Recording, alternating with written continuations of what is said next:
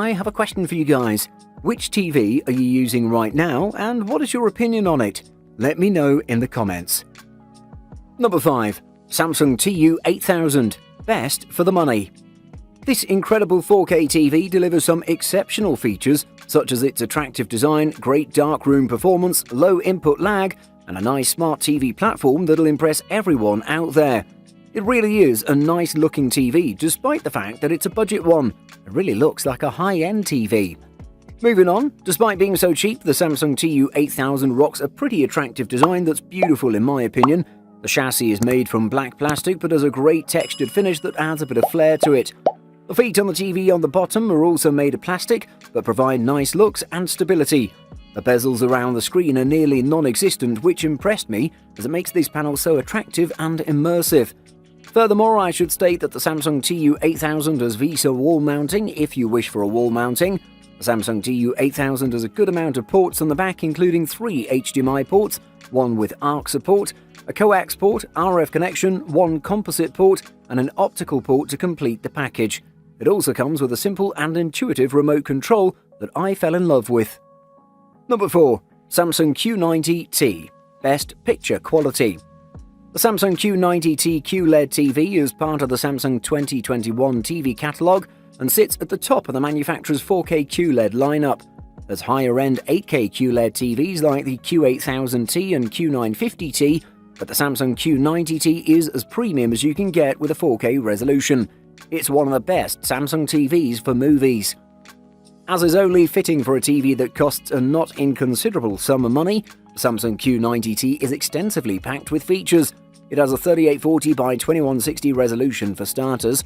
Those millions of pixels are backlit using a full-array local dimming arrangement, which is divided into a little over 100 zones that can be controlled on an individual basis. That's not a huge number, truth be told, but it should be enough to give the Q90T a chance of offering good bright or dark contrast control and detailed levels. Anti-reflective screen and ultra-wide-angle technology seek to minimize the effects of ambient lighting conditions and your viewing position. The smart TV interface and the fairly extensive setup menus can be navigated using one of the 2 bundled remote control handsets. One is a fairly nasty-looking and feeling handset with too many buttons, most of them too small, and the other one is a more judicious and expensive-feeling alternative. Number 3. Vizio QX-H1. Best for HDR. The Vizio QX-H1 is a great 4K TV that delivers stunning picture quality. It has a VA panel with a high contrast ratio, which is further enhanced by a full-array local dimming feature, allowing it to produce deep blacks. Its high peak brightness fights glare easily and delivers an exceptional HDR experience with bright highlights. It has a fast response time and a black frame insertion feature, resulting in clear images in fast-moving scenes. Its low input lag should please most gamers, and it supports variable refresh rate or VRR to reduce screen tearing. Unfortunately, it has a pretty narrow viewing angle, so it might not be the best option for wide seating arrangements. Also, even though its SmartCast interface is user-friendly, it doesn't have as many apps as other platforms, since Vizio doesn't have an app store. It has some decent low-end, so it avoids the tinny sound found on many televisions, and while the speakers are located near the bottom and the back, the presence of the sound is such that it doesn't sound like the sound is coming from behind the TV or from the bottom. Another thing that I should mention is that it has an outstanding contrast ratio that's further enhanced by its full-array local dimming, producing inky blacks for a fantastic darkroom viewing experience. Number 2. Sony X950H. Best mid-range TV. This 85-inch flat TV should be alright for your needs. It looks amazing thanks to the design as well as the black colour. Also, it works well in the home office, workshop, classroom, bars, restaurants, clubs and many other places. Besides, it comes ready to fit and use. You can use it with or without a stand. This may involve placing on a desk or mounting on a wall, and since it has a slim profile, it won't need a lot of space. You get Google Assistant, Alexa, Ethernet 4K, X Reality Pro and much more. It comes with a very responsive remote control and also supports app control. This allows you to work it via your smartphone or tablet.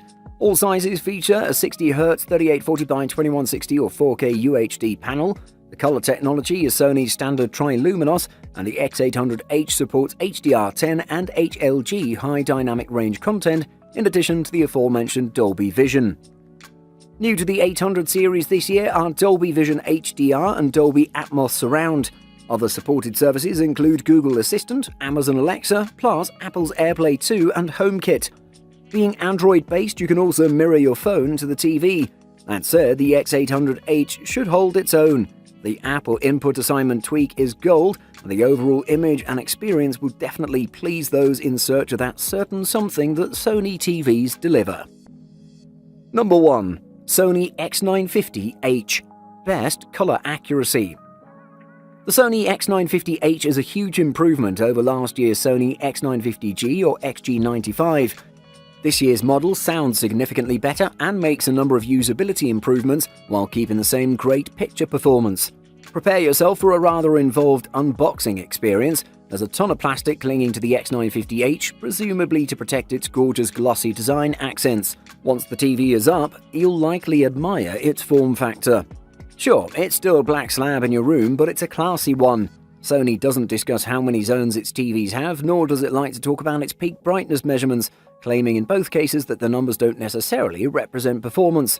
I agree to a degree, but for grins, I did measure the X950H's peak brightness in the custom picture mode at about 980 nits. For those who don't know their nits from their mits, that's a very respectable number. Sony has some backlighting magic going on and is really the only TV manufacturer I'm aware of that manages to make zone count almost irrelevant. The Sony X950H offers excellent picture quality, surprisingly good sound, and a solid smart TV experience. Its picture processing improves the viewability of all sources thanks to excellent upscaling and the ability to clean up low bit depth content. Buying guide. Resolution. This refers to the TV's native resolution. A regular high-definition or HD set is called a 1080p model because its screen resolution is 1920 by 1080. That means it has 1920 pixels horizontally and 1080 pixels vertically, so it contains roughly 2 million pixels in all. Think of pixels, short for picture elements, as the tiny individual dots that make up the TV's picture.